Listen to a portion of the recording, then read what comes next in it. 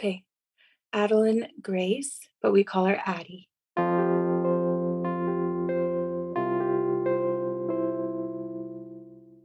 I remember her being tiny and she had the cutest little nose in the world.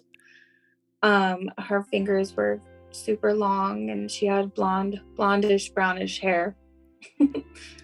So, Welcome to Still a Part of Us, a place where moms and dads share the story of their child who was stillborn or who died in infancy. I'm Winter. And I'm Lee. We are grateful you joined us today. Please note that this is a story of loss and has triggers. Thanks to our lost parents who are willing to be vulnerable and share their children with us. If you're listening to this podcast, just know that on our YouTube channel there are pictures and videos that are related to the stories that are being shared. Subscribe and share it with a friend that might need it and tell them to subscribe. Why? Because people need to know that even though our babies are no longer with us, they're still a part of us.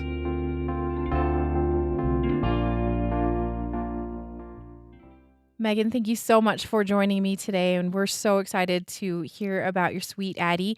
Can you tell us a little bit about yourself? Where are you guys from, or where are you from, and what does your family look like right now? And then can you tell me a little bit about what your family looked like, when Addie was born? yeah. So I'm Megan and I'm from Reno, Nevada. I am 25 years old and I am a stay-at-home mom to our now rainbow baby, Kaylee Grace, in honor of her sister. Oh, Um, when we had Addie, I was 19 and it was very, it wasn't planned, nothing, not nothing at all. It was kind of okay, I'm pregnant and I am barely out of high school, but that's okay. But it was just me. I met my husband now when I was 22. So I went through my stillbirth alone. oh. Um, yeah. So, And but just as a little bit of context, how long ago was Addie born at the time of this recording? it'll be 6 years in September, Okay. September 7th, 2016 at 9:18 in the morning. I actually met my husband now when I was 20 because I met him in 2017. So I met him exactly almost, or it was a year and a month after I had Addie. Oh, So really? Okay. yeah, so I kind of took that year off, you know, to I mean, I battled a lot. I battled to keep myself above water. I kind of lost all my friends when I got pregnant because, I was fresh out of high school and, Mm-hmm. all my friends just wanted to, do the college life and party and do what they wanted to do. And I took the other route and became a mom unexpectedly. And it turned out very, very, very, very, very tragic. Yeah. But I wouldn't take it back for anything in this world. I'm so thankful that I did what I did because now I sit here 6 years later. I have an amazing husband and an amazing life with our now 2-year-old. And I see Addie and her every single Hmm. day. And I'm just thankful.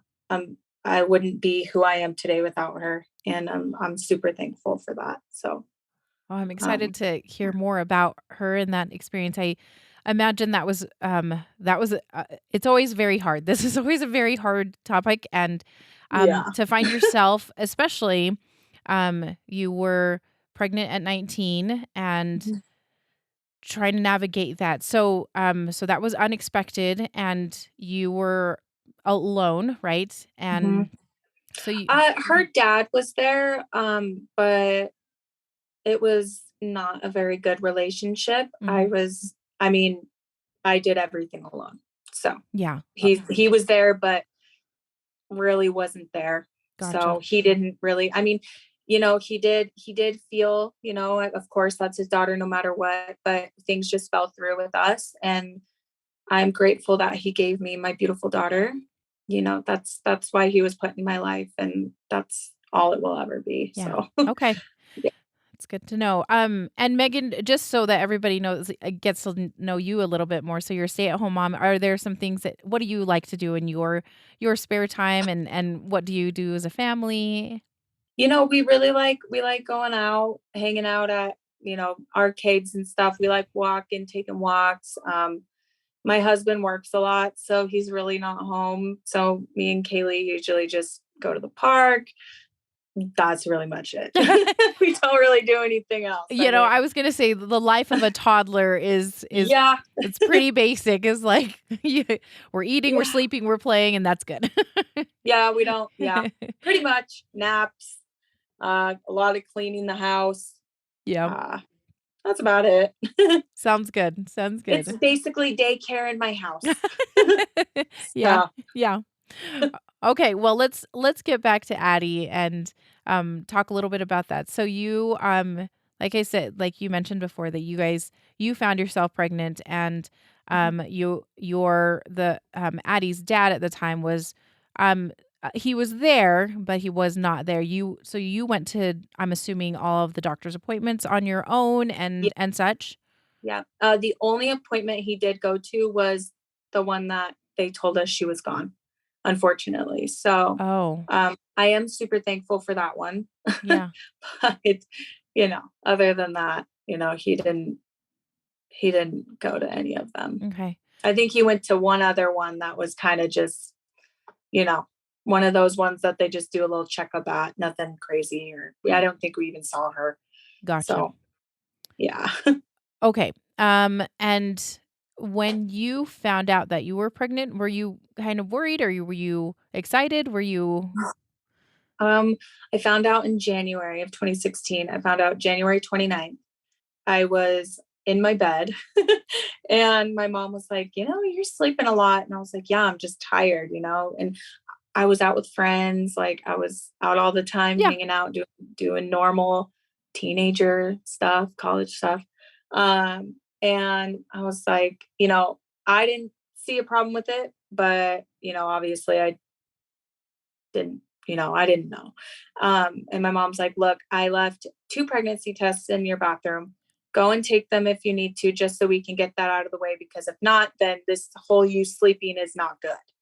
And I Yeah. was like, okay. And I kind of thought about it, and I was like, I never take naps. And at that time I was taking naps like Oh, religiously, like yeah. crazy. I mean, I would fall asleep at like 5 o'clock in the afternoon and then be tired at like 8 o'clock, like I ran a marathon. So I was like, okay, I'm fine. I'm fine. Like, why'd you put those in my bathroom kind of thing. And so after that, I curled into bed and tried to go back to sleep. And I remember waking up and looking, and Teen Mom was on. And I was like looking at all their like symptoms and like what they were doing. I was like, fine, I'll just take the freaking test. Mhm. So I went into the bathroom and I was like, okay, mom, I'm taking the test. Like it's negative, and then she's like, okay, you really took it? I'm like, yeah. And I lied to her. And I was like, yeah, it's negative. So I didn't have to really take it, but I was Yeah. like, okay, it's here. Why not? She's going to come home soon and I'm going to have to show her.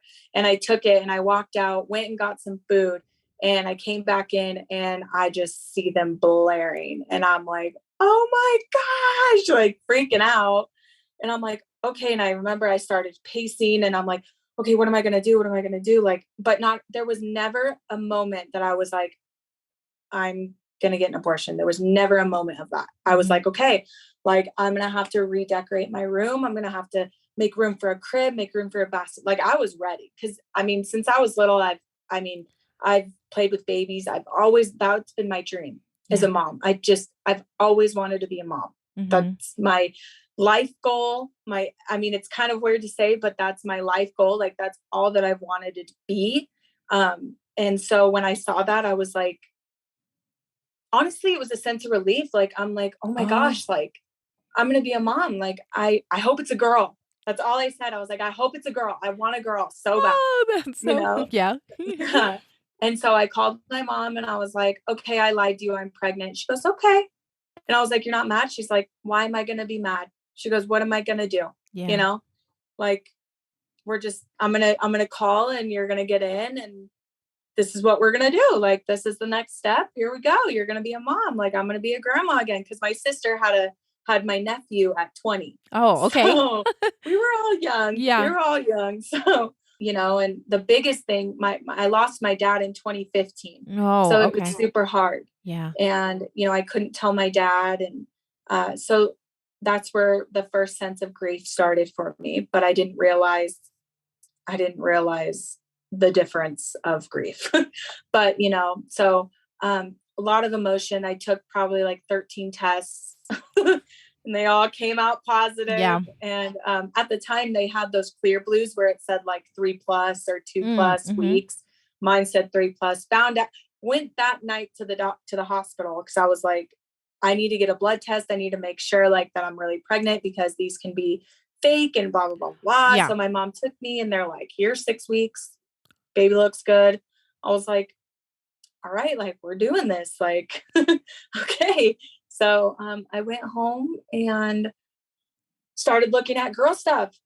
You're like, it's going to be a girl for sure. I Yeah, know my it. mom's like, you are 2 seconds pregnant, Megan. And I'm like, it's a girl. It's a girl. So, but yeah, so I was super excited and so ready. I was so ready. Oh. So And were you sick at all? It sounded like you were really tired in that like I was super first. tired. I only got sick one time from McDonald's. Oh. But other than that, no, I was perfect. It Just looked tired. just tired. Tired, moody, normal. Yeah. My boobs hurt. Yeah. Yeah, just That all was the it. normal stuff. Okay. Well, Yeah. that's not too bad then. And No, it then was perfect. when did you end up telling Addie's dad that Yeah. what Yeah. how did that go? I called him because I actually was like, Mom, I need you to unblock him from my phone. I need to tell him I'm pregnant. And she's like, okay. And so I unblocked him and I was like, hey, I think you need to come over. Like, I have some stuff to tell you, and he was like, okay. And so he came over that night after work and I went downstairs and I got into his car and I just laid out all the pregnancy tests on his dashboard. And I was like, he's like, you're lying. I was like, we can go upstairs and I'll do it in front of you. Like, I'm not lying.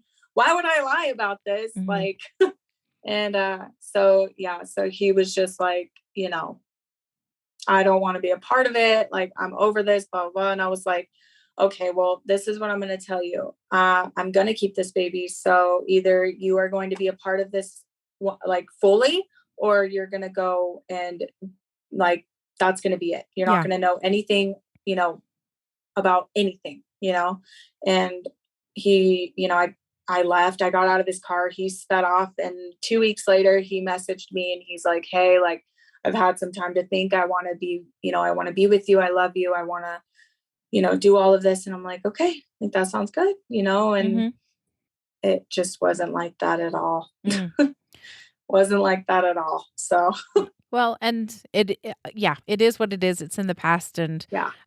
So moving on then, I mean, well, not moving on, but just tell me a little bit more about the pregnancy. Like when you were doing okay in the first trimester, did you go in? The first trimester was awesome. Nothing bad. It was when I hit 23 weeks. When I hit viable. Yeah. Is when they found out that I have I guess my uterus I have a short cervix. So I was leaking fluid and I thought that it was I thought that I peed myself.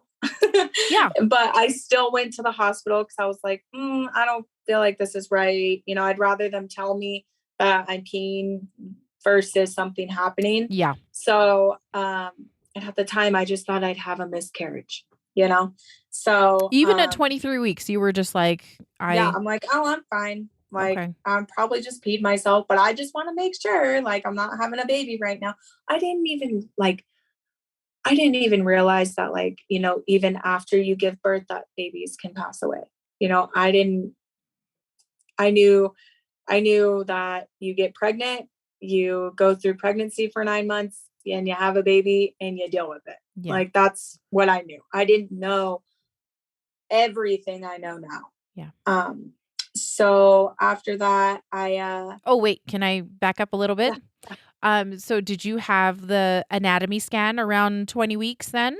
yeah, and everything looked fine. They told me she was perfect. Okay. Absolutely everything was perfect, and didn't notice anything, and I was like, okay. So And so so at that time they didn't even notice that you're like she was nope. getting a little crowded or any I'm not crowded, but just like that Yeah, no, your nothing. cervix was I too mean, short. nothing. They didn't tell me anything. They didn't. They just were like, she's perfect. Here's her little head. She's amazing. And I'm like, I actually have pictures from that day, honestly, that I can show. I like literally this one right here. Oh no, no, no, no. That one's 32 weeks. But she was perfect. Like I'd have to go through all of them. But yeah, there was nothing wrong with her at all. Like everything was perfect. There was nothing that they told me like, hey, we really should like look out for this. And it was this one, like one of these. Mhm. Oh, well, you This did get a was 3D, looks yeah, like. so this one was 20 weeks and 4 days.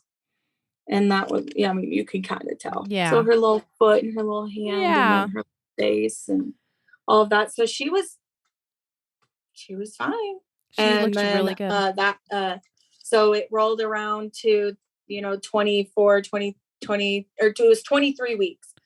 And I went to the actual OB, and then they sent me over to the hospital because they're like, oh, you're starting labor, like you're having contractions and you're losing fluid. What did And the I was what like, were you thinking at that time? Because I would be like, I, I'm 23 weeks. What are you I talking didn't about? know anything. I was like, oh, okay, she's gonna go in the NICU, like just oblivious. And that's why I'm like, it scares me when like younger girls, like younger than I was, have babies, because it's like we are so oblivious to everything that could happen. Yeah.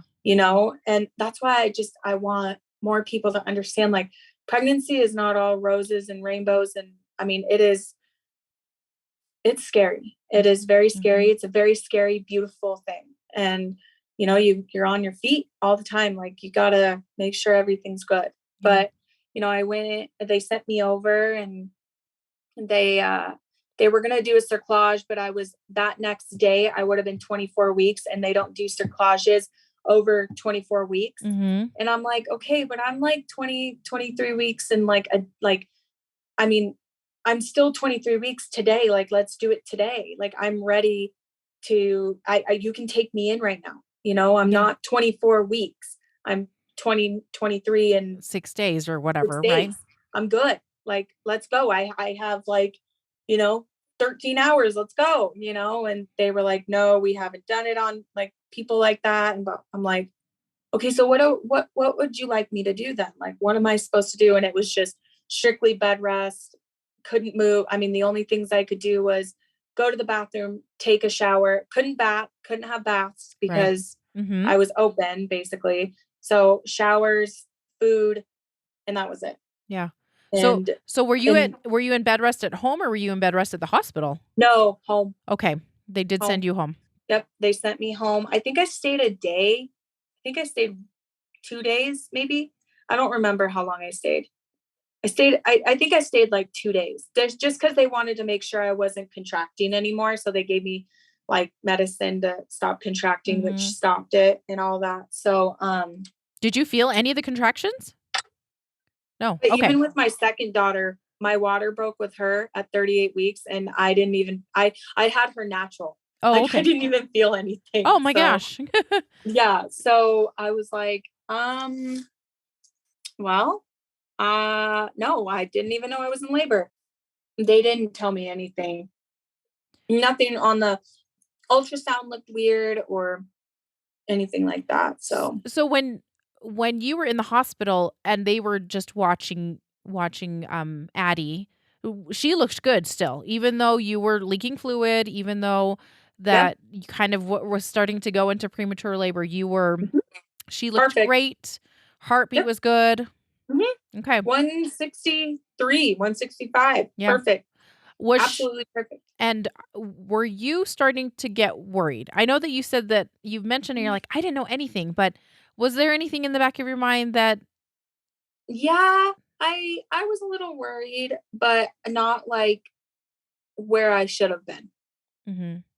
you know? I didn't think I was just like, "Oh, okay, something's going on." I was a little worried, just because I didn't really know anything. I was more, confused because I just didn't know Yeah. what was going on, and it was my body, and my body was doing weird things, but yeah. Other than that, no, everything I was just like, my life and my baby's life are in the doctor's hands. Yeah.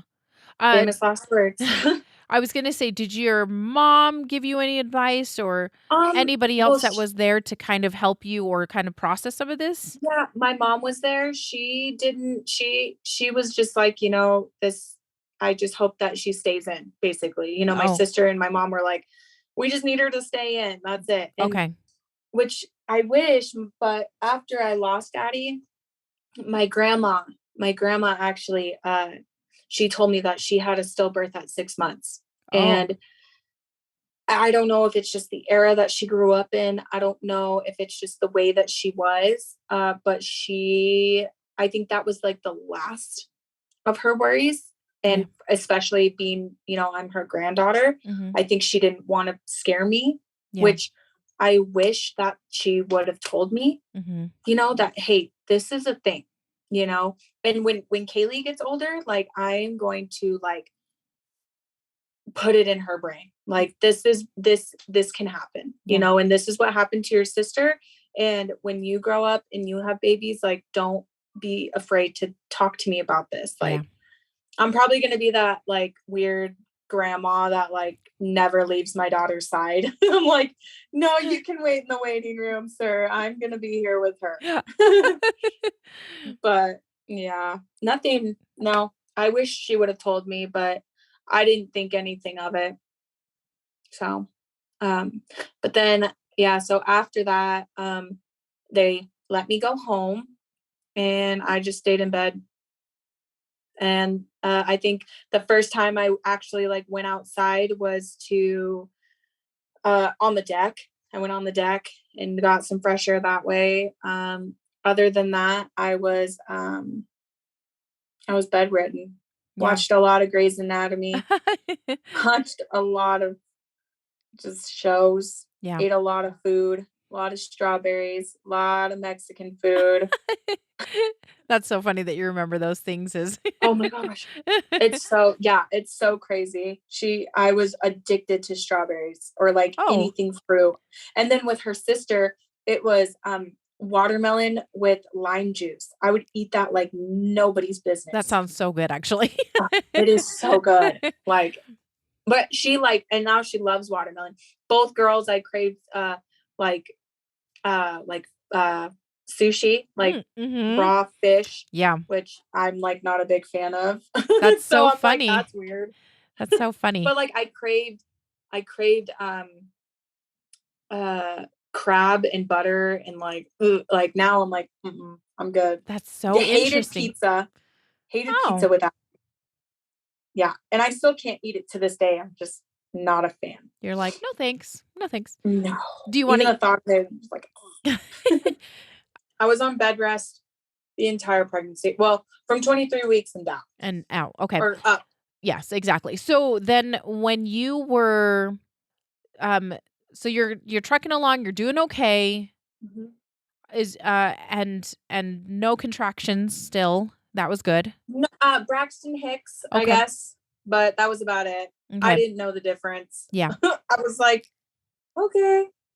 It is So what it is. Okay. round ligament pain, a lot of that. I had a lot of that. But Yeah. I mean, my first baby, so I was like, Just trying to you know, figure out, like, what to expect. It's hard yeah, when you have yeah, no idea.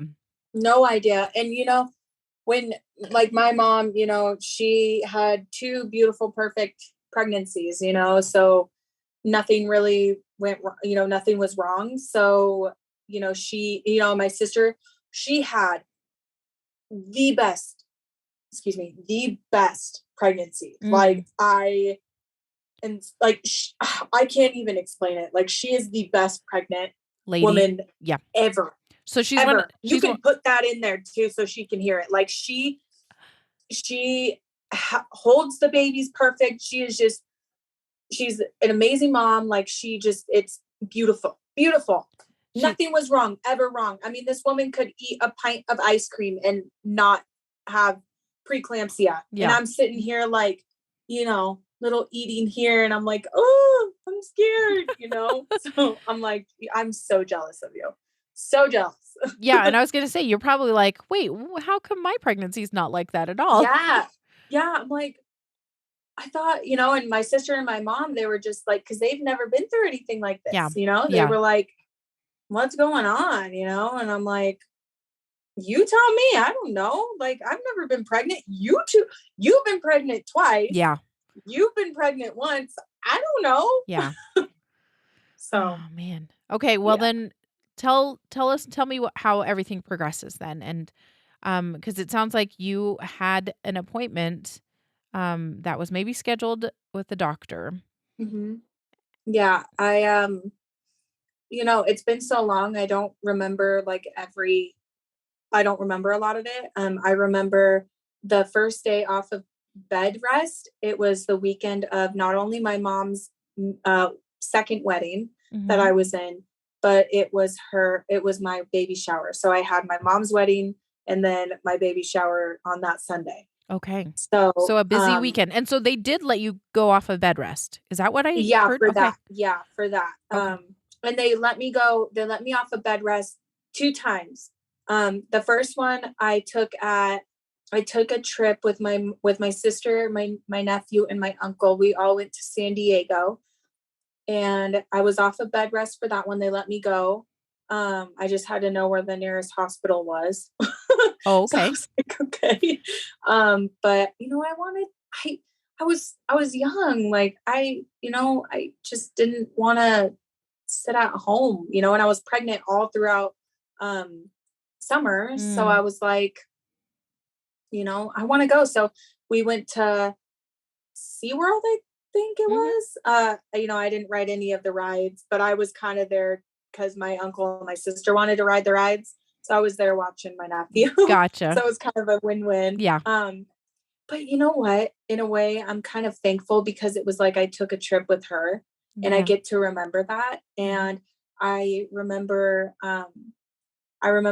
we got to see the little Shamu and she was, throwing water at us and I got water on my belly and it was just like, now I'm thankful for that experience because in a way she got to experience that with us and that makes me happy. So I'm glad that I went. I asked the doctor if I could go.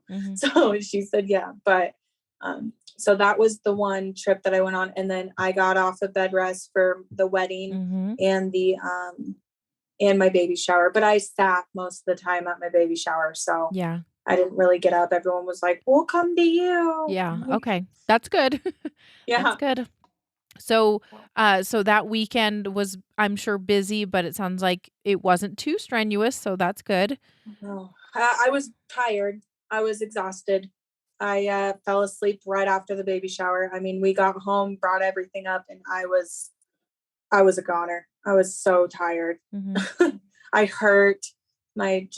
Everything was just not fun. Yeah. So. And was she starting to get active? Does that make sense? Like, was she moving? Yeah, Could you feel all of her movements? Yeah, and that's all I could do, which this is actually something you should remember, but I was on bed rest my whole pregnancy. So all I could do was eat, sleep, go to the bathroom, shower, and do kick counts. So that's all I did. That was my life. Yeah. That was what I did. I knew when she was up. I knew when she was bothered. I knew when she was having the hiccups. I mean, I knew her entire, we had our whole little world and, what's it called? Our own little world. And so I knew everything. I knew that's kind of when it started, later down the story, that's when I kind of was like, and she was breached. So her head was like, she was in there as like, crisscross. Okay. So yeah, she did not move, by the way. Yeah.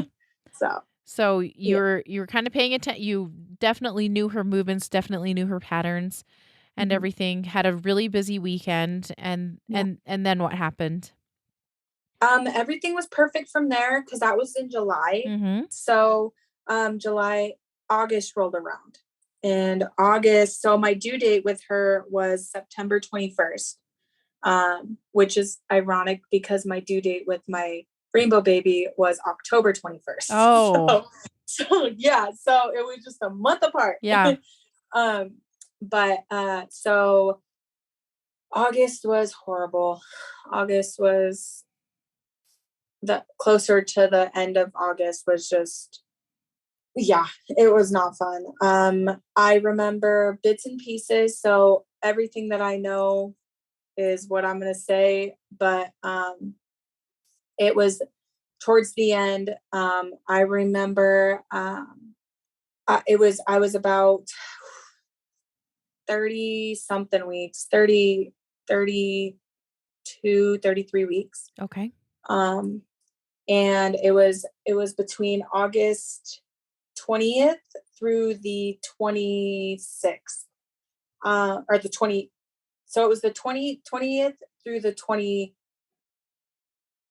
or 9th, I think. Mhm. Um, I was having a bunch of just like, I don't know, it was just off. Something was off. You just didn't feel And quite right. no, I felt like my stomach, I was, big, huge baby. This picture right here, like I was super big. That's my nephew, but I was super big. Mhm. And I could just feel it felt like my stomach could sink in and I was that big. And I Mm. was like, that's not, everyone's like, oh, she's probably towards your back. Like you're super big now. And I'm like, yeah, I'm super big. She's not towards my back. Like, and Mm. if she was, I could feel her because she's huge. Like, and so, I was in bed one night and, sorry. And, I remember it was super late. I couldn't sleep. And I like moved up to the edge of the bed, like all the way up to the edge of the bed. And I was watching because I had to have a C-section. So my scheduled C-section for her was like September, I think it was like September something. I don't even remember it, to be honest. Um, Oh, and before I knew she was gone, I went in for a stay because I was leaking more. Okay. And I was 32 weeks and I was leaking more. And so I went in and they kept me for a week. And during that stay, I was on monitors, like everything. Mhm. I'll send you the picture. I was on monitors and they were like, okay, we're going to keep you for 3 days, put you on the steroid shots for her because obviously this baby's coming, Yeah. so we're going to, put you on the steroids. If she doesn't come this day, then we're going to set you up for a C-section and we're going to have her. I wish they would have took her then. She would have Mm. been here. She would have been small. She would have been very preemie, but she would have been alive. Yeah. And so I was on monitors, all this stuff, and it's the end of my stay, right? It's the end of the week, and or the 3 days or whatever, how long I stayed there for. And they're getting me off. I'm getting ready to go home because my contractions were good. I was good, and her heart just drops. And then While you were there at the yeah, hospital. while I was there, it dropped and then it went back up. Hmm. So it was like a 5-second difference. And I looked at the nurse and I was like, because I was alone. I looked at the nurse and I was like, hey, like, I really don't want to go home. I'd rather just stay here. I'm already this far along. I'd rather just stay here and wait for her Mhm. to come, or like, can we take her out? And this was the end of August. And so I still had a month basically left. Mhm. I was like, look, I don't feel comfortable going home. Can you please talk to my doctor? She was like, oh my gosh, yes, like this isn't good. Like, let me talk to your doctor. My doctor sent me home. Hmm. My doctor sent me home. And I believed her. I trusted her with all of my everything in my body. I trusted her. If they would have took her that day, she would have been here today. She would have been 6, almost 6, running around being crazy. Yeah. But I went home, and that's when I started looking up stillbirth, and I started looking up things that could happen. Baby's heart drops, and then it pulled up stillbirth. And I was like, what is stillbirth? And that's where I went down the rabbit hole of what stillbirth is. And then I clicked out of it, because I was like, this is not going to happen to me. Like, I am not going to look at this. So a few weeks passed. I am now 35 weeks, 36 weeks. No, I was 37 weeks. Okay. 37 weeks. And I was laying in bed one night, and that's when I pulled myself up to the front, and I was up all night, and I was like, you know what? I haven't felt her move, because I was watching a thing on YouTube about this lady that had a stillbirth, and she was like talking about her experience. And I was like, I haven't felt Addie move in a couple days, but so I got up, and it was like probably 2 or 3 in the morning, and I ran into my mom's room, and I'm like, hey, I haven't felt Addie move in like a couple weeks, or a couple days, Yeah. I'm a little nervous, Mom, can we go to the hospital? And she's like, Megan, you're 37 weeks pregnant. You're fine. She's just has no room, which that is the biggest lie anybody could ever tell you. And I'm not mad at my mom for saying that. She had no idea, just like I didn't. So, I totally get why she would say that, but babies don't ever run out of room. That is the biggest thing I cannot stress enough about that. They always have a room. Our bodies are made for this. And so, my mom's like, she's running out of room. And I'm like, okay, yeah, you're right. I was like, so I called her dad, and I told him, and he said the same thing. And I was like, hey, I'm going to make an appointment for tomorrow through the My Chart thing or whatever. Yeah. And I'm going to go in tomorrow. So you can either go or you don't have to go. He's like, no, I'll take you, because it was a 9:00 appointment. And so he came over that night and stayed with me. And we woke up and went to the appointment in the morning. I tried everything that night to get her to move. I ate. I sat there with my big old belly in the kitchen light, or in the refrigerator light, just down in all these snacks that I could get her to move. Nothing at all. And I would feel a little twinge here and there. So I was like, oh, okay, she's okay. It was actually just her body already gone. Yeah. So yeah, it still gives me anxiety to talk about sometimes. But after that, we woke up the next morning. Thought we were going for a regular checkup. I get in. I was laying on the thing. They were measuring me. They're like, everything looks good. I said, hey, you didn't check her heartbeat. Yeah. She's like, oh, yeah. So she went to go get the Doppler. I was laying on the table, and I felt 3 big, huge earthquakes. And I'm at the top of this building. And I'm like, this is not a good sign. And I look over at him, and I'm like, I said, I don't think this is okay. He's like, stop it. You're fine. Like, stop thinking that. I'm like, no, I know my baby. This is not good. So this is not okay. And so she goes, and she obviously can't find her heartbeat. So they take me into that room where everybody goes, and all the doctors that I saw this whole stay, they all came in the room. They wouldn't let me see the ultrasound machine. And it was like a 2-second thing. And they closed it, and they looked at me, and they're like, she's gone. And I can't even begin to tell you, like, the noise that came from my stomach out of my throat. I was kicking, screaming.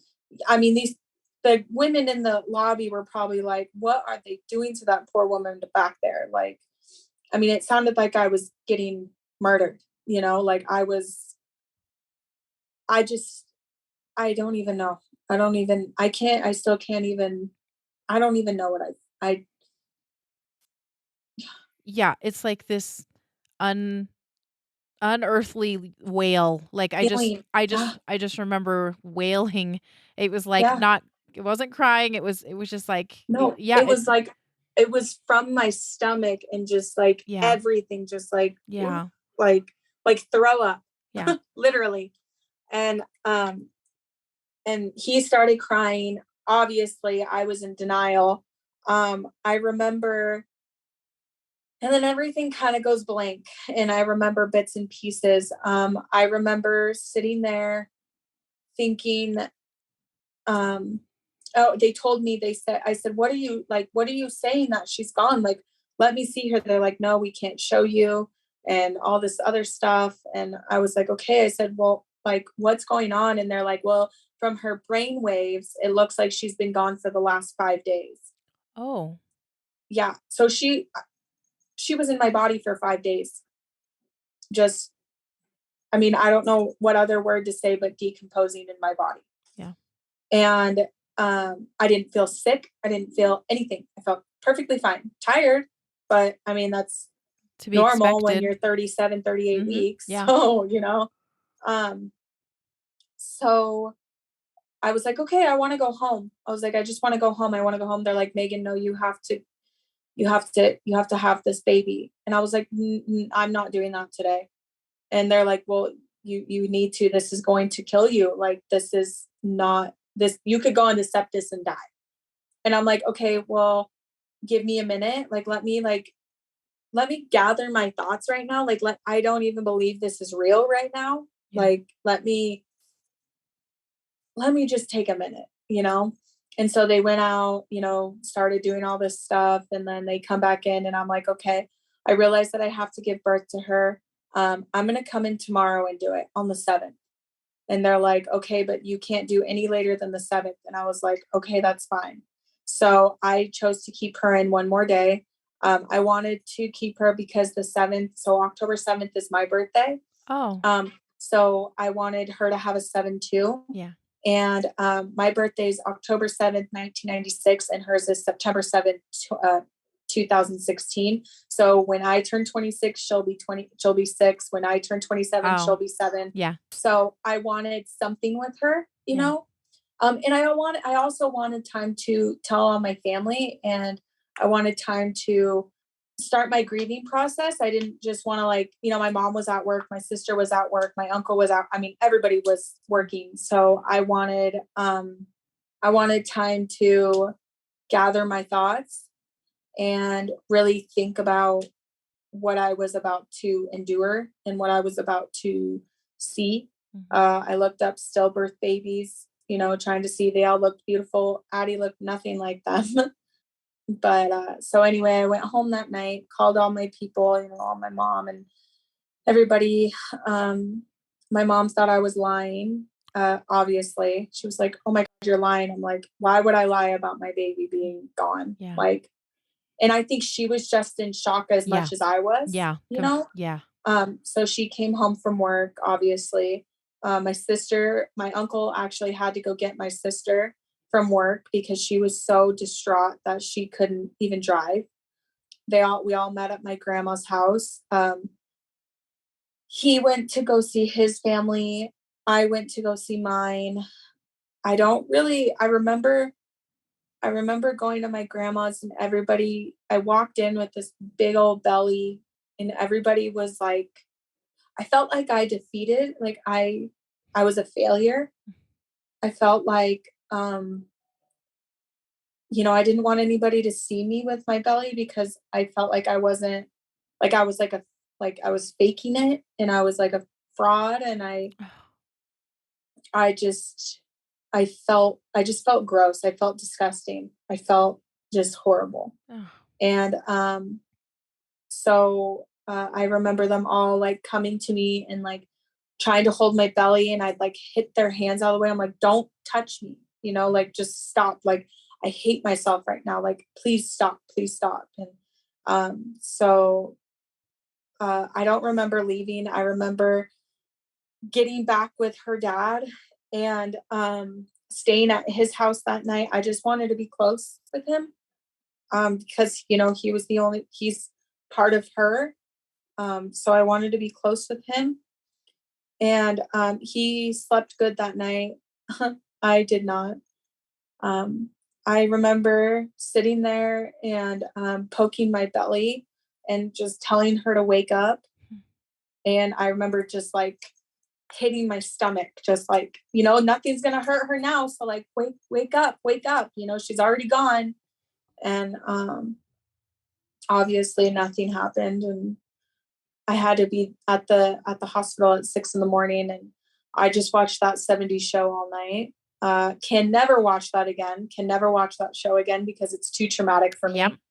It just, I felt like my life just, and even now, 6 years later, like, I just feel like my life is like still at its standstill. Like, I feel like everybody's like going on with their lives. And even though I've made, my own family with my amazing husband and my daughter, like, I still feel like I'm stuck in 2016 and I'll never be able to get out of it. And so that next morning I got up and I was like, look, I just need to go and get a hat. I need to go get something for her. Let me get a hat and a blanket. And so we went to my house and I I walked upstairs. We lived in a 3-story building. We lived in a 3-story building. I walked all the way up there and I could not go in my room because it was just filled with pink stuff and baby stuff. And I was like, look, you're going to go into the room and you're going to gather everything that you can possibly think of that I'm going to want. I've laid out, there's hats on the bed, pick a hat, pick a blanket, and I'm going to go take a bath. So I went in and my mom's like, Megan, it's 7 o'clock. You needed to be here at 6. And my mom's already there. And I'm like, I'm going to do this the way that I want to do this. This is my day. I'm going to do it the way that I want to do it. So I'm going to take my bath. I'm going to take my time and I'm going to do this my way. I'm going to make this day the best I can for what it is. Yeah. And my mom was like, you do you, girl. Like, I'm all for it, So I took my bath, cried. Obviously he got all of her things. I got, my stuff. I got my bag. And we were on our way to the hospital. I got there and they put me in a room. I remember walking in and seeing I had a designated room for me with the little flower with the rain or the little teardrop. Yeah. And I was just like, okay, like, this is it. We're going to do this. And so I didn't sit on the bed. They told me to get on the bed. I sat in a chair next to her dad because I didn't feel like a mom. I didn't feel like I was worthy enough to sit on the bed where everybody else got to deliver babies. So I sat on a chair next to her dad. My mom was there. His mom was there. His brother was there. His grandpa was there. Everybody was there. They were all very loving and supporting. And I'm super thankful for that. Yeah. And even though things, fell through, they'll always have a place in my heart, even through everything. I'll always have a place for them. Yeah. But we were in the room and the lady, the phlebotomist came in and she goes, okay, let's have a baby. Oh. And I just start bawling. And they were like, yeah, nope. Mm-mm. Like, and then she like saw the thing on the outside and was like, oh.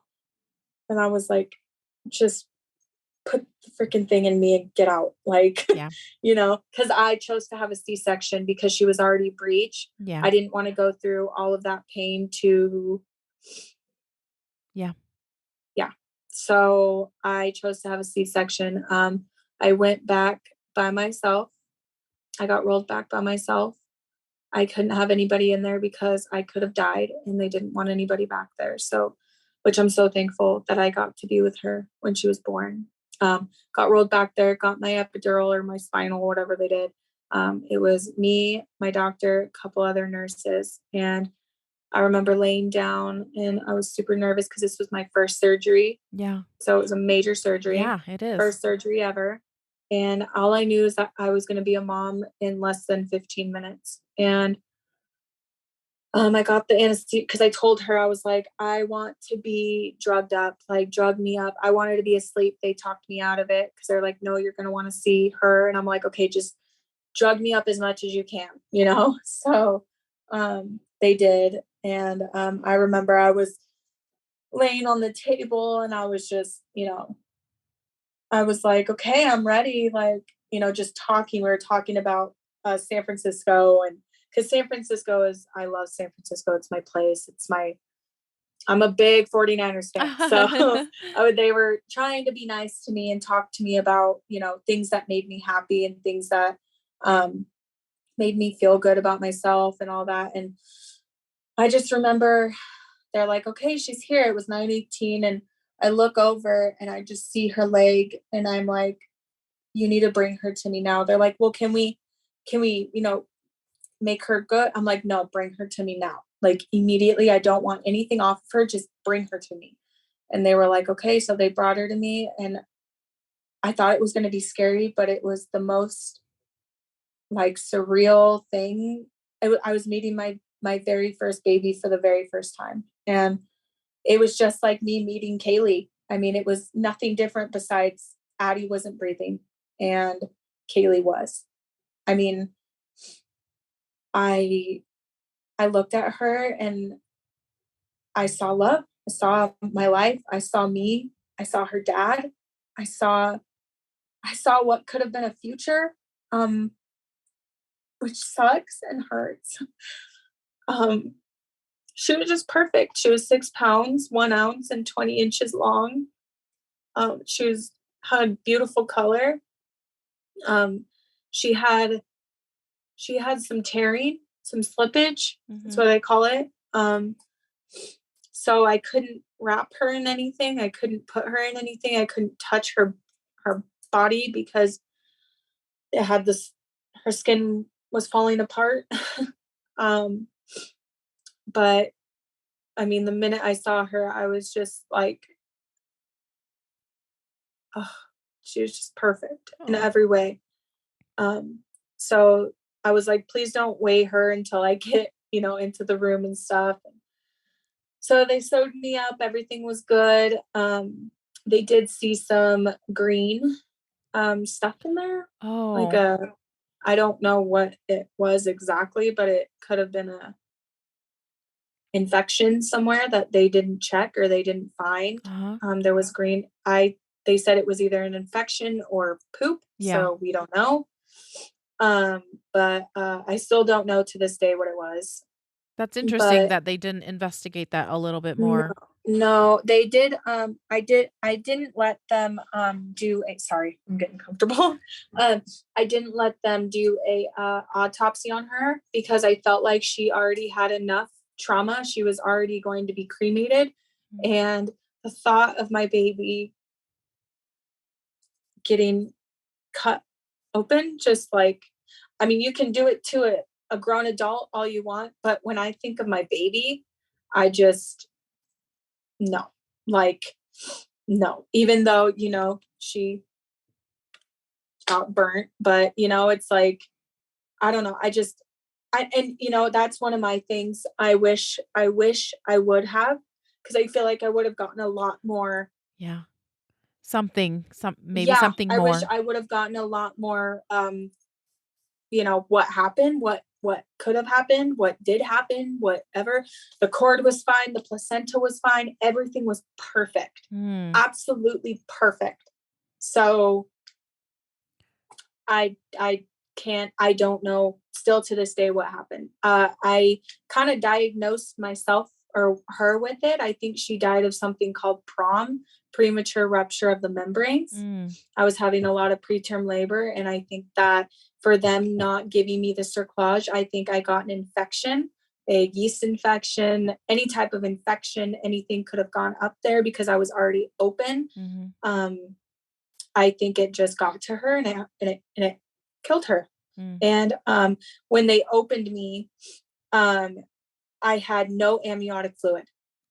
So she basically suffocated. Yeah.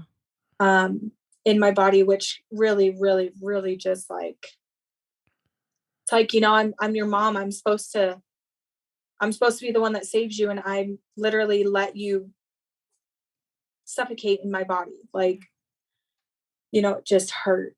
I got her so they rolled me out, and I actually asked them, I said, am I allowed to ring the bell to let everybody know that I had my baby? And they were like, of course. And so I got to ring the bell. Oh, good. So I rung the bell, and I just, it was horrible because I got rolled out with her. I would not leave her. Like, Yeah. I didn't want anybody to have her besides me. They got me into a room. I was on the very end of the hallway where I could not hear anybody. I did not go into the postpartum section. They kept me in labor and delivery, so I didn't have to hear the babies. Yeah. But so her dad came back into the room, and from there on, I remember seeing her a little bit. I kept her her hat over her face a lot. Didn't want to see her eyes. I was scared of her. I was so scared of her. All the pictures that I do have are either from her dad or my mom or my sister. Mm. I had her they had to literally pry her away from me. I did not, but she was decomposing every second, every hour that went by. And they were like, it started to get not good. Yeah. And so they had to take her away. So yeah, they did little prints for me. They gave me her dress. And that was the start of my grief. That was the beginning to my end, basically. It was the end to my new beginning. Yeah. So, yeah. I'm so sorry. It is so heartbreaking it always brings up memories for me too Yeah. of when we lost our baby, and it is like so horrible. Like it's so horrible, and I'm Yeah. And it's so like, sorry. I feel like sometimes when I talk about it, I think it's the PTSD, but I zone out, and like when I'm telling it, I go back into it. Mm-hmm. Like I can feel it. I can smell the smells. I can feel everything. I stayed there for 5 days. They had to physically kick me out because I didn't want to leave that room. But the minute I got out, the first place I went to was the funeral home. Okay. But so I stayed there. During that stay, my sister stayed. My stepbrother was basically he was there so much that they thought he was the dad. Oh, Like he was very supportive. he was my sister, my best friend Christina. She stayed with me the entire time. She moved in with me after I had her. Oh. Because I was so like, she just didn't want anything to happen. Yeah. She knew what I was going through. And so she moved in with me. I mean, we used to have little, like, my brother would stay the night. My sister would stay the night. She would stay, like, just to keep me comfortable. And Yeah. because I felt so alone, and I can't even, I mean, I tell them every day, but I'm just so thankful. And especially when they hear this, like, I cannot thank them enough for being there and still being here to this day. Yeah. Because without them, I don't even think I'd be here today, just with everything. My best friend, she's a lot younger than me by like 2 years, I think, or 3. So she pretty much picked up her whole life and just like made sure I was okay. And she loves Addie just as much as me. She has her birthday actually tattooed on her. Oh. It's me. I have her tattooed on me. So I have her little It says, "Isn't she lovely?" And then her birthday, my sister has, I'll send pictures, but she has a full piece for her. And then Christina has her birthday in Roman numerals on her, over her heart. So Wow. yeah. And You I love them. Yeah, I was My, gonna say yeah, your support system sounds my saving grace, yes, literally. like, I am so grateful to hear that because sometimes we've heard some people are not as well supported, and Yeah. it's a Especially tragedy. because I was so young too, Yeah. a lot of younger moms don't even when their kids are born and happy and healthy, they don't have that support. Yeah, But exactly. I had my people and they are still here 6 years later. And I actually live like right, like my neighbor is Christina. So Oh, she's my, like, that's yeah, awesome. yeah, she's my best friend. And now she has a little girl now. And so our girls play together, and like I'll catch her sometimes, like we'll be looking at them and we'll both just like shed a tear because we know. Yeah, And it's just, I can always call her and talk to her about her. I mean, that's my best friend. That's all I can say. that's But that's amazing. That's yeah, a nice yeah. nice tribute to her that she was there for Her you. and my sister, they tag teamed me. They were her and them, those three, my brother. Oh my gosh. My brother actually, right after I had Addie, he pulled up a chair next to me and I held his hand for 2 hours. He held my hand for 2 hours, no water, no food, like sat with me and just let me hold his hand while I slept. And he just like watched me sleep because I would go through these little episodes in the hospital where Yeah, I would put my hands like this, like I was holding her, yeah. and I would rock and cry. And they were like, should we wake her up? Like Christina would be in my bed, my brother would be, on the side of me, my sister was at my foot, and they would just like, they're like, is she okay? Like, what's going on with her? You know? And it was so weird. It felt like I was in a coma. Like I could hear everything going on around me, but I was dead to the world, Yeah. asleep. I just, Your body yeah. was, like, trying to work out just the trauma that you just been Yeah. through. And that's Like, what the nurse said. I think your body was Yeah. just trying to figure it out, and it just needed to not think or engage or anything, so Mm-mm. Nope. And I can't think, my support system instilled to this day are just hmm, my life, my everything. yeah. So, but yeah. Um, Hey, Megan, I have a question. How did you come upon the name, Adalyn Grace? Like, tell me where you came up with her name, because it's um, beautiful. Thank you. So I was in the car with my grandpa. We were driving to Target because I was going to look at baby stuff. And we were in the car and I was going through a bunch of names. I was like, what about, like, I was thinking like Izzy and like, what else I had Riley, I had, Abigail, Abby, like all these just like not names for my girl, like, just all out Eliza, like all these crazy names. And my grandpa's like, I was like, okay, I really, really, really like the name Addie, but I need something for her to like, it needs to be a strong name. Like if she's going to be the president one day, it needs to be strong, Yeah, it completely. can't just be this like Addie, you know? So, I was like, my grandpa was like, well, what about Adalyn? And I was like, that's it. That's her name. And so I texted her dad and I was like, look, I don't care if you like this name or not, but our daughter's name's Adalyn Grace.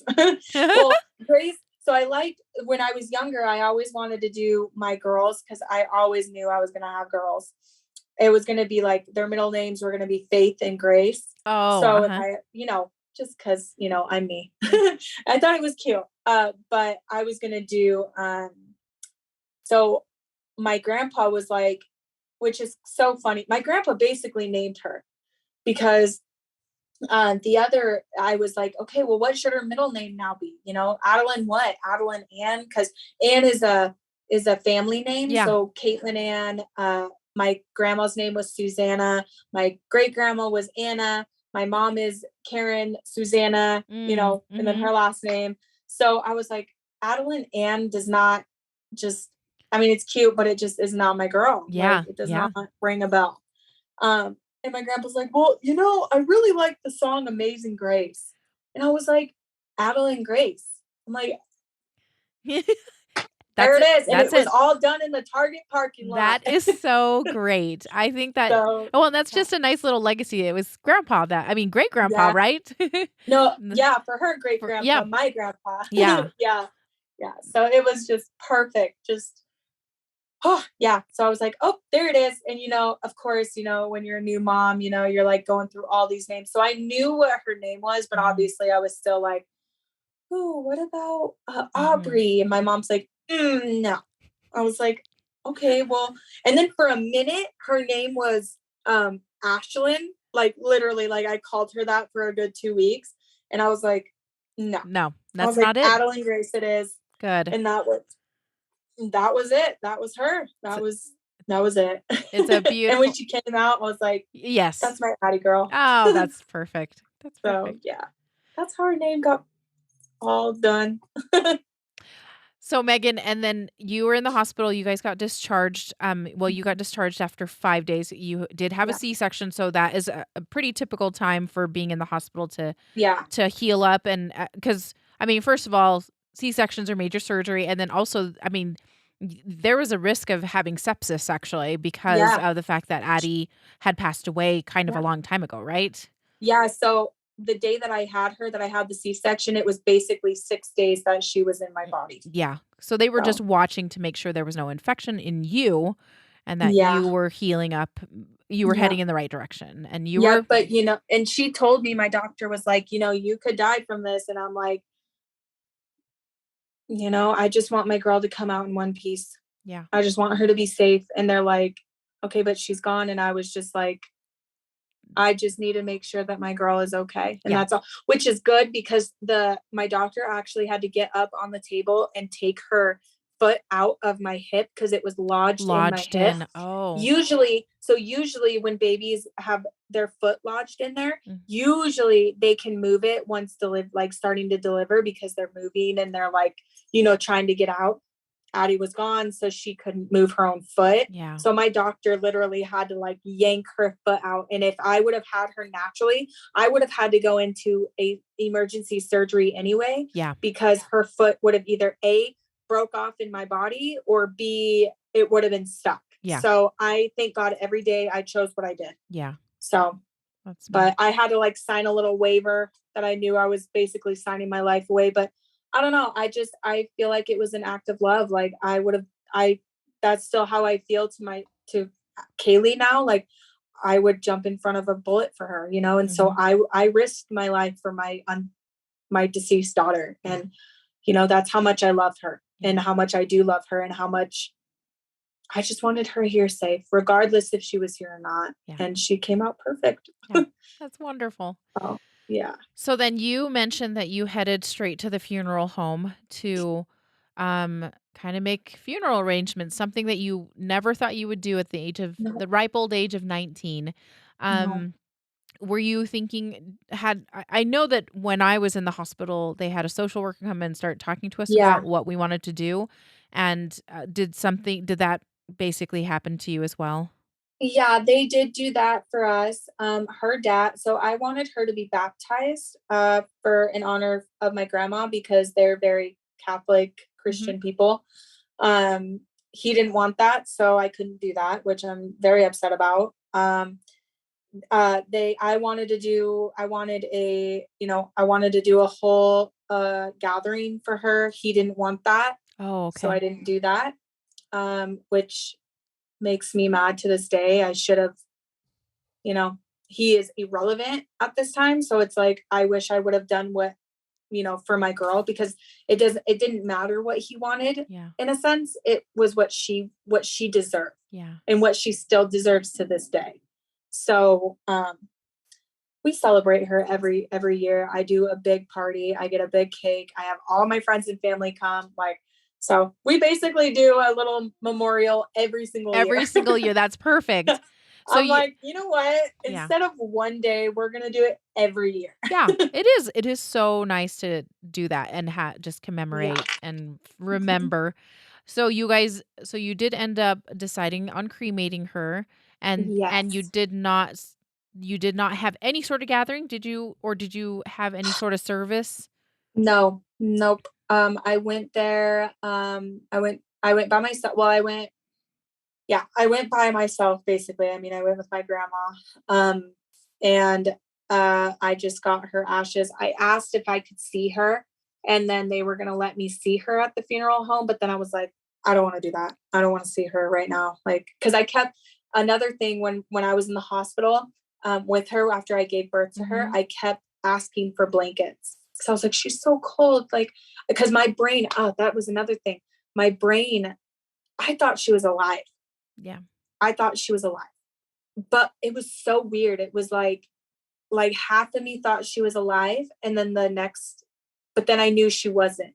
It's so weird to like, if you haven't been through it, you don't understand it. But it's like I kept asking, and the nurses were just amazing, and they kept giving me warm blankets and making it feel like she was there. And Yeah. um I never got to see her body like in In only in a full. picture. Yeah. So, but back to the funeral home, I went there. I went and what's it called? I talked to the guy there, and I said that we weren't going to do a service. Um, Here in Nevada, they actually for babies they have like a group where these people pay for babies ashes and cremations and stuff. Yeah. So I didn't have to pay for anything, which I'm so thankful. I don't know who these people are, but I'm just so grateful. So grateful. They're Yeah, so yes, yeah, we were recipients of something similar. So, yeah. yeah. It was So, amazing, so grateful. absolutely amazing. So I just got her ashes. I got the blanket that she was curled up in. I don't have that blanket anymore because or I have it somewhere. I just don't ever take it out. It gives me too much anxiety to even Yeah. touch, look at, because it smelled. Like I don't like it. It sucks to say that, but I just did not. It's not a it yeah, no. I get you. I Yeah. Yeah. we have our son's stuff too, my husband, he cannot touch it or yeah, like it Yeah, it's just just it's no. too it brings up so many strong emotions, and it Yeah. is hard to relive that again. Like Yeah, it is. It's horrible. It was just absolutely I just no. so you Love just it, yeah. but no. So you decided not to see her again just because you were concerned about how you would be if you Yeah, saw her I again. wanted I mean, I do regret it. I wish I would have looked at her because I was more like sane in the head. But I'm thankful that I didn't. So, because I don't know. I don't, they were kind of telling me like she's gray, she Mhm. has no color to her, she has, blood out of her nose, like all these things, and I'm Yeah. like, I don't wanna yeah.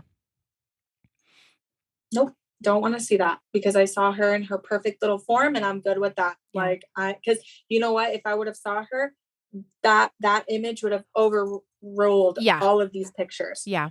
And I just didn't want to see my baby in pain.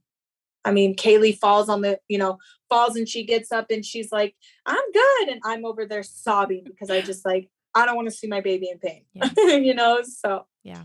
yeah.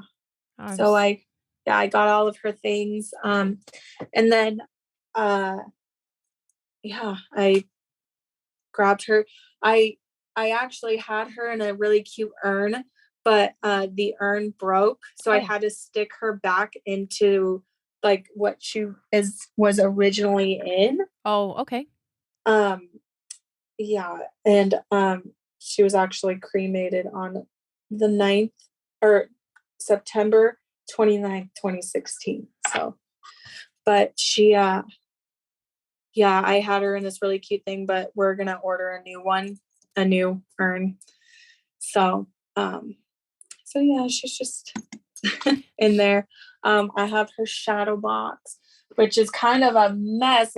Uh, my daughter, it fell on the ground, but I made her little shadow Oh, box sweet. That's so with her cute. little thing.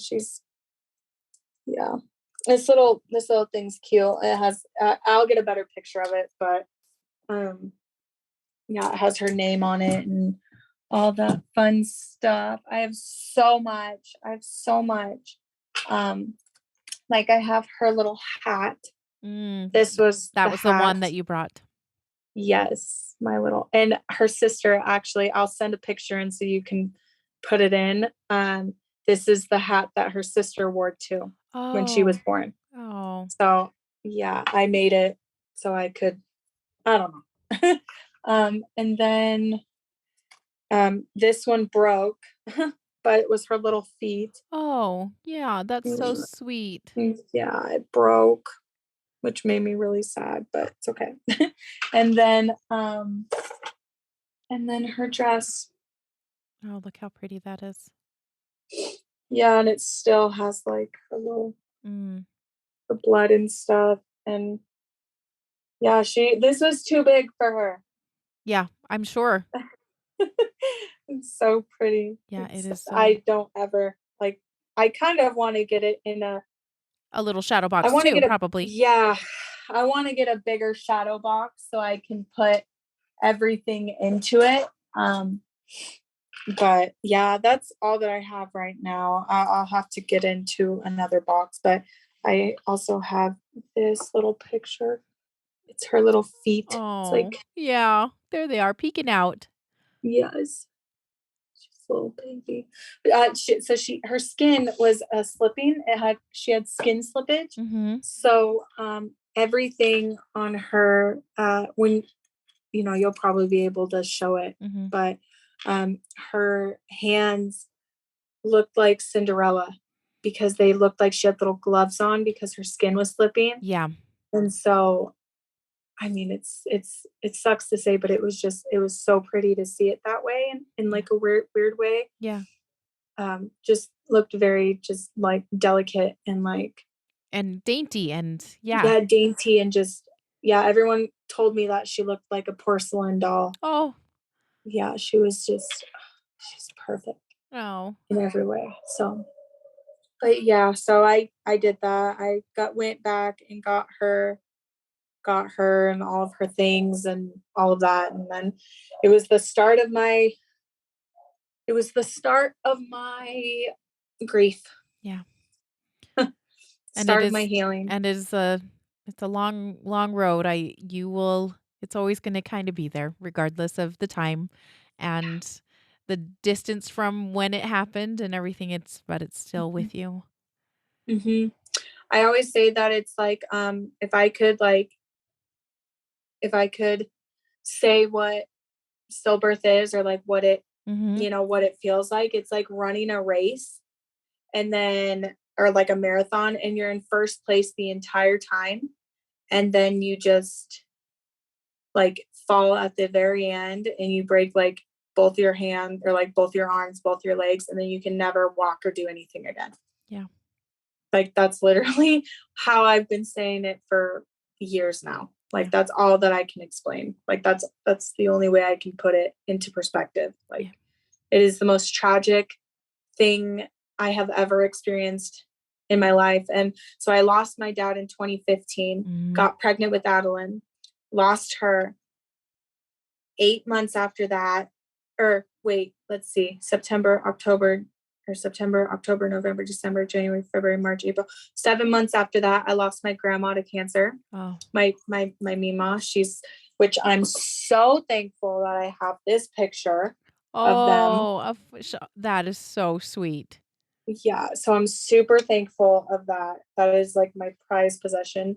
Um, I so when my grandma died, I felt like I was alone, because at that one second, I felt like I had somebody to talk to about it, because she went through the same thing. Sure. She lost her little boy, and now here I am. I get to share her story, Yeah. and be a voice for, my uncle, Mhm. and she lost her little boy. He 6 months. She was 6 months along, and she never even got to see him. Yeah. My grandpa didn't.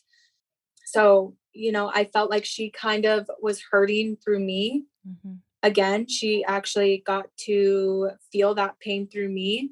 And I feel like, we got to talk about it a lot. And I felt like, oh my gosh, this is going to be great. Like, I feel like I have somebody to talk to about this. And then she became sick and she had uterine cancer, which spread to her lungs Oh. and her brain. And I just felt like my life just was, still like to this day, like I wish that she was here to talk about it with, because she understood. She knew the pain that I'm still going through. Um, so I was with her every second of the day until she passed away. And then about April, May, June, July, August, September, October. So like almost a year later, that following year in August, my grandpa died of cancer. Oh, man. And so I have just been getting hit every year for like 4 years. And these are people, obviously my dad, and then my grandma and grandpa, they're my mima and papa. Mhm. But they were like my mom and dad. Like I was with them all the time. We were so close. I mean, we lived down the street from them. Like I saw them every day. They were like they were my mom and dad Yeah. too, like they were there every second of every day in my life. And so not only am I trying to navigate through a parent loss, trying to navigate through a child loss, Yeah. now I'm trying to navigate through losing my best friends basically, Yeah.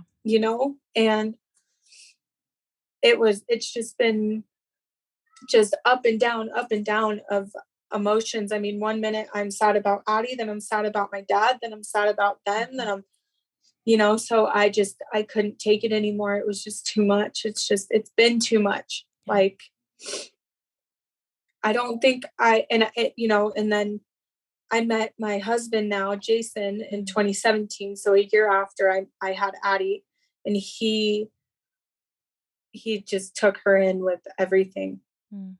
Like, when he goes to work, like even before, like it was always, I have a daughter, but she's Oh, gone. Or now it's, oh, I have two. too. I have two, but we lost her, Yeah.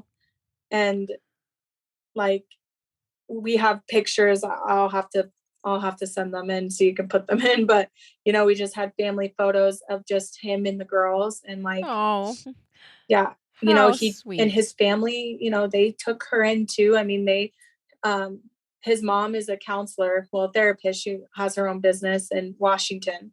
And it's so nice to have them understand, not Yeah. understand, but just be so supportive in what I'm going through. I mean, he got me in my, you know, in my grief, so Very, yeah, in a very vulnerable place, yeah. and sees how hard it has been, I'm sure. And he lost his dad at a super young age, so he He is he understands I in was a about to way. say, it sounds like he understands, he's acquainted Yeah. with that Yeah. sadness and knows what it Yep. you've So gone we through. vibe off of the sadness, Oh, unfortunately. man. But yeah, so he still wanted to marry me even though I was crazy. So, but yeah, he's been awesome.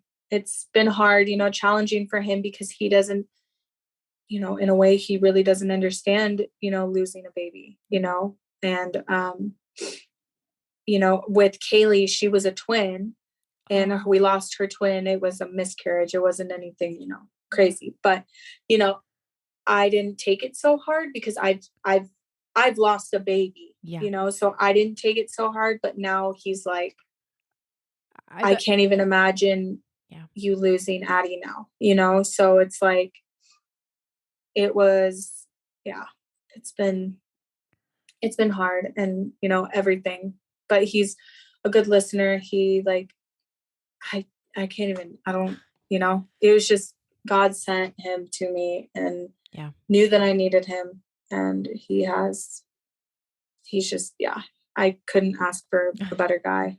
That's awesome. Jason sounds awesome. Like, and he Yes. he really sounds like he has helped and Yeah. yeah, taken Addie in. I love that. I just think that is so beautiful.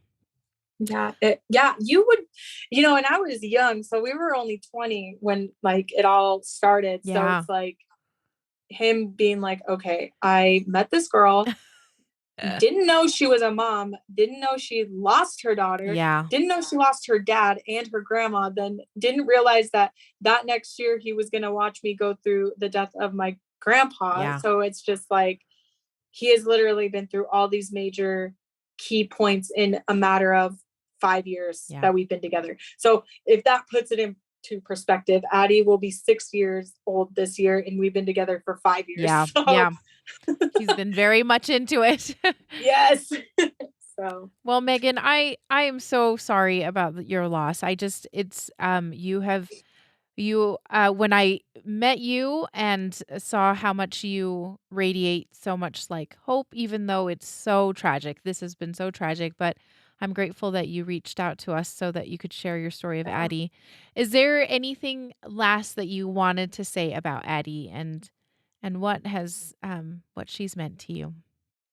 I just hope that she's happy with everything I'm doing is not only for her, but is for Kaylee and it is for other women. And I hope that I have made her proud of being her voice and being her mom. And I'm thankful. I'm so thankful. Just wish I could hold her again. Yeah. So, but yeah, Thank you, Megan. she's, of course. That was perfect. Thank you so much for sharing Addie with us. Yes. And I have so many more things that I need to get out. But I know, of course.